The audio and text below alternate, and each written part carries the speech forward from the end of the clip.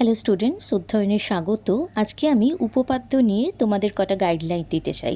অনেকের হয়তো উপপাদ্য মুখস্থ করতে একটু অসুবিধে হতে পারে, কিংবা হয়তো তোমরা মুখস্থ আছে অথচ পরীক্ষায় লিখতে গিয়ে দেখছো যে কনফিউজ হয়ে যাচ্ছ। প্রথমেই বলি, উপপাদ্যের প্রশ্নটা কিন্তু তোমরা ভালো করে দেখে রাখবে।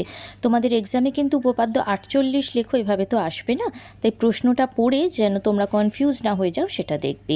এবার যেটা বলবো, উপপাদ্য মুখস্থ করার একটা উপায় তোমাদের আমি বলছি, তোমরা একটু চেষ্টা করে দেখো, হয়তো এতে তোমাদের হেল্প হবে। যেমন ধরো, উপপাদ্য 48-এর আঁকাটা একটা রাফ খাতায় তোমরা এরকম বড় করে এঁকে নেবে।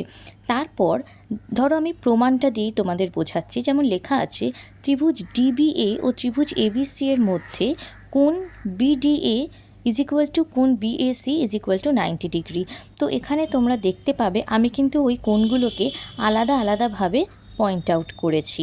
তারপরে দেখো, কোণ এ বিডি ইজ ইকুয়াল টু কোণ সিবিএ, তো সেগুলোকেও আলাদা করেছি, যার জন্য আমি কিন্তু এবিসি ত্রিভুজটা আলাদা করে এঁকে নিয়েছি।